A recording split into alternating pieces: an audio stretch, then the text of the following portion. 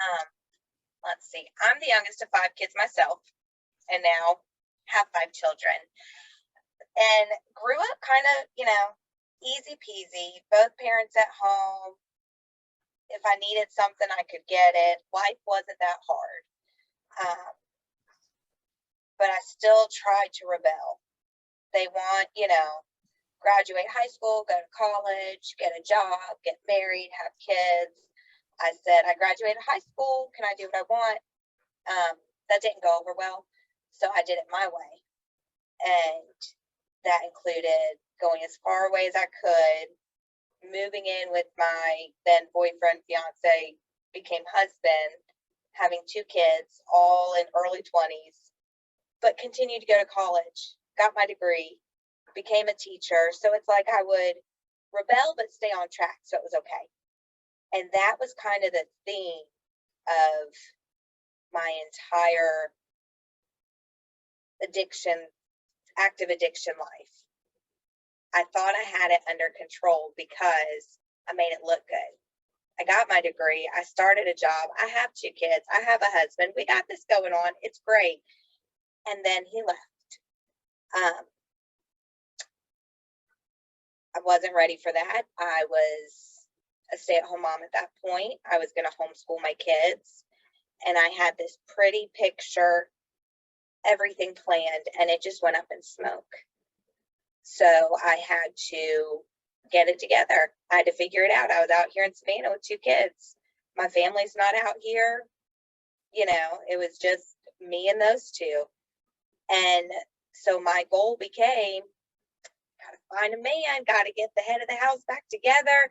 I'm going to keep my job, keep my kids happy. I'm going to put it all, and I'm going to make this picture. And alcohol makes that picture. I thought I could do it, and I couldn't. Got into a relationship that led to bankruptcy. I could drink through that. Got into another one that led to a child. I could drink through that. I kept my job. Didn't lose my kids. Didn't get in trouble with the law. But I was a mess. My kids, they were living in chaos. Our house was a mess. We made it to school. I was late once because we didn't have shoes. Who knows? Alcohol is involved. And so I decided, okay, I need a church. I need something. Something's not right. So I found a church, and I started a program. I don't know if y'all have heard of it, Celebrate Recovery. And it's for hurts, habits, and hangups. And it can just kind of be this like catch-all based on the steps. The Bible's in there. It was going to be great. I was there because I had control issues, and I couldn't get my life together the way I wanted it to. And then I was talking to my sort of sponsor, just kind of, it was more like a role model. It was different, similar to AA, but different. And somehow in the conversation, I mentioned that I had pumpkin beer for breakfast. And apparently that's not normal. I did not realize this. I was like, what are you talking about? It's fall. It's cool. It was just the best. She's like, no, alcoholics drink beer for breakfast. What else have you had? I was like, well, I had like cinnamon toast with it, And she kind of planted the seed that maybe I'm an alcoholic. Maybe I'm not doing so well. But that went out the window. I just started saying, okay, I can follow this. Michelle, alcoholic. Yep. And then after the meeting, I'd go have a drink, and then I'd go back for my step study. And then I'd go home and have a drink. And I timed it all real well. I knew I could have this much to drink, get home, get the kids to bed, drink some more, wake up the next morning. A Bloody Mary cures a hangover. I got this. And alcohol it just ran my life. But I thought that I was running my life because I wasn't getting in trouble. Things weren't hitting the fan. I was doing great. But I wasn't. I still wasn't. I was so just a mess. Decided I was no longer going to date, but I was going to pretend and talk to people, which doesn't make sense because then I met my now husband, who I did not want to meet because I didn't actually want to meet somebody because relationships are a mess and I throw my life away in relationships and it's the worst.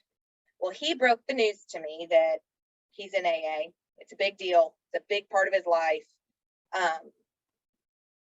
9 years sober at the time, I think. And I thought, oh my gosh, this is amazing. I've always wanted to quit drinking. I've tried so hard. This is going to be the best. And it was. I quit drinking. It wasn't in the house. We dated, got engaged. I got pregnant with our fifth. And it was, I did it. Look at me in control. I was in control when I drank. I'm in control in sobriety. This is awesome. Until the honeymoon phase wore off on my drinking, not on my relationship. I was an alcoholic. I didn't know this. About 18 months in, and realized I had a pregnancy in there, so I couldn't really drink. So it wasn't a real 18 months. I was just jittery and shaky and asking, well, do you ever think about alcohol? To my husband, he's like, not really. Do you? Yeah, maybe a little. And it's because it doesn't just go away. You can't willpower yourself out of it. But I thought I could, because I had to use a lot of willpower to keep life going for a while there. And I thought that's what life was, pretty much just surviving. I woke up, everybody survived, we all made it to bed for the next day. That's what I thought life was. Even in that new relationship, that's what I thought life was. It was a lot happier. I was healthier. My mind wasn't planning when to get my next drink and how to make it happen without getting in trouble, making sure I have a Diet Coke and a coffee to cover the smell. Like, all that was gone. So just not drinking felt good, but I was still just kind of surviving.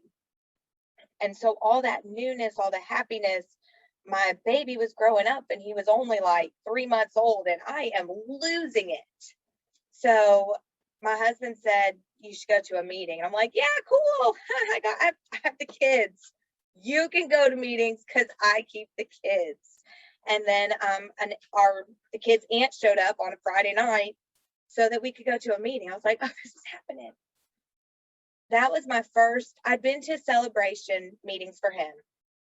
That was the first meeting that I went to as an alcoholic. Didn't know if I actually was an alcoholic. I just knew I drank a lot and thought about it a lot, but I still might not have been an alcoholic. And I mean, it almost makes me tear up now. The feeling I got in those rooms. I felt normal in my chaos because what I was going through, I'm not crazy. I'm an alcoholic. I think about it. If something goes wrong, I think, oh, I can fix it with a drink. Well, I need to get a more handle on things. You know what? Once I drink, I can think clearly. I'm not the only one that thinks that way. Other alcoholics think that way. They think beer for breakfast is a good idea. They rationalize in a way that is not very rational, but we think it is. And it just, I don't know, hearing the opening of the meeting, everybody talk, I could relate. And that was something somebody said in the meeting was, if you're new, don't try to find, well, I'm not that, and I didn't do that, so it must not be me. Find the things you can relate on.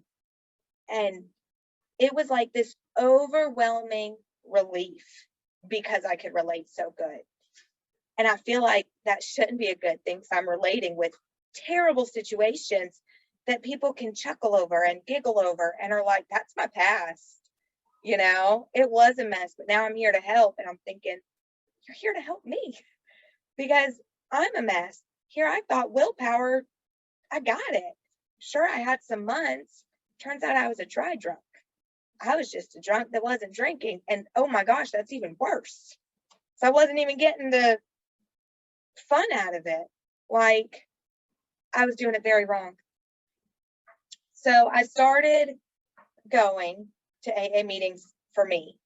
And it was very nerve-wracking. It was kind of a different experience because I came in as Clark's wife. You know, it wasn't the, oh, you're a newcomer, this and that. It was, oh my gosh, tell Clark, hey, I see your kids on Facebook. And it was a little eerie. I didn't know if I could fit that. And then I kind of started, he used to go to all the meetings and then we flip-flop because we do have a lot of kids. And it's important.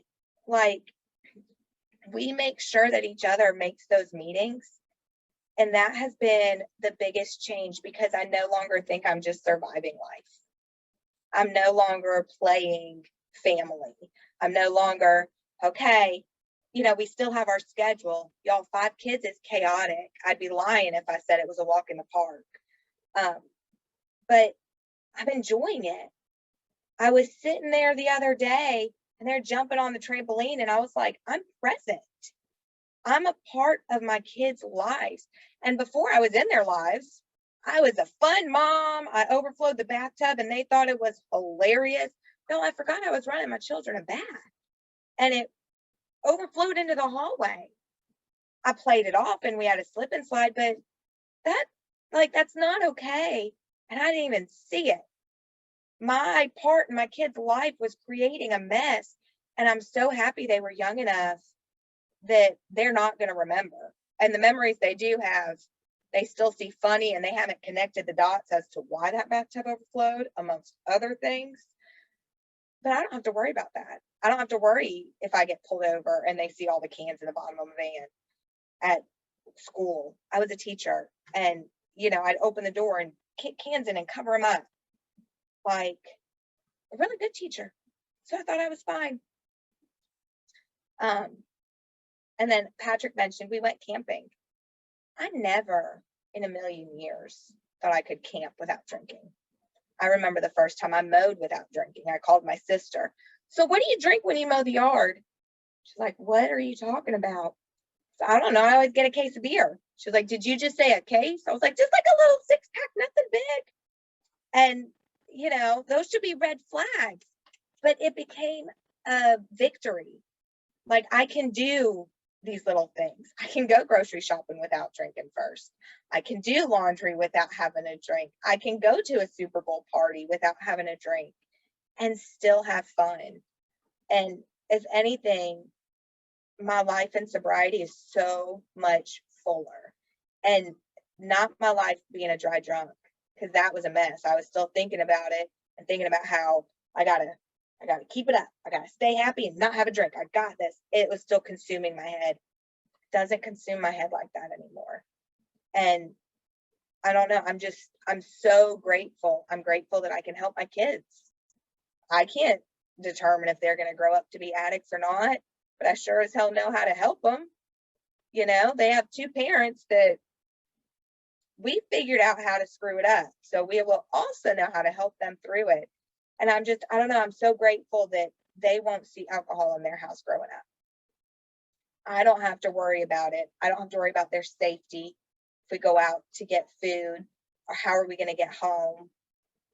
Life in sobriety, to an extent, it's just less stressful. You have to deal with emotions. That was another learning curve. I remember telling my sponsor, I don't like negative emotions. She's like, well, you have to feel them. I was like, oh, I'm feeling them, and this sucks. But you have somebody to tell that to, and they can relate to you. They're like, it totally sucks. Sit in it for a minute, and then let's get over it. I'm like, nobody said, like, it's hard work. It's a simple, easy program, but it's not. Like, you do it, you follow it, and I mean, it's like magical. It really is. The miracles do come. Now I know what day by day is, because I was just focused on the long run. I'm marrying this man and I'm never drinking again. It's miserable. You can't do that for one person. And I found it myself. And now I just remind myself, today I'm not going to drink. And I start my day. I'm not real good with routines.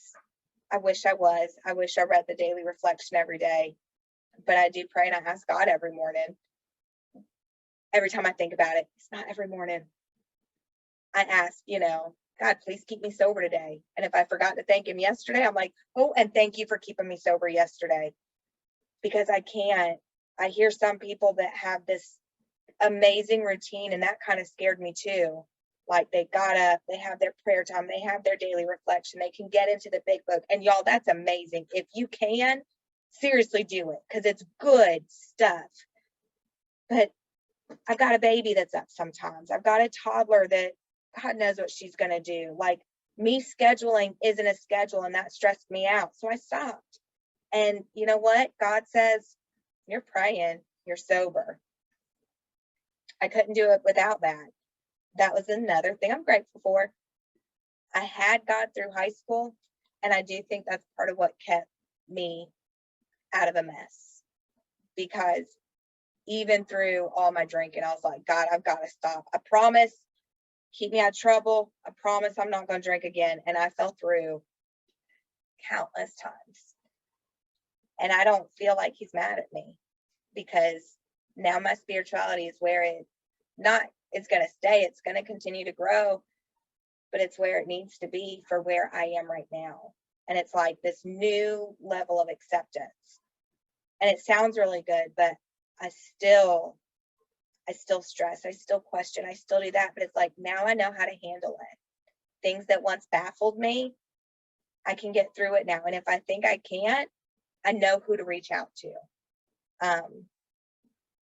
Yeah, that's kind of my story where it is. I'm still relatively early in sobriety, and amazing things have happened. So stay with it. Keep coming back. I don't know if that was long enough, Patrick.